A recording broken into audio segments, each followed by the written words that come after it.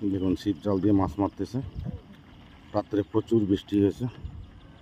এক রাতের বৃষ্টিতে দেখুন জল, যেদিকে তাকাবেন সেদিকে জল আর জল। দেখুন প্রচুর জল।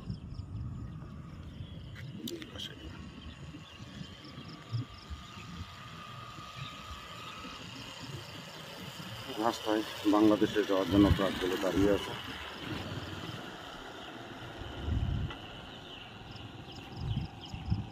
চারিদিকে জল আর জল।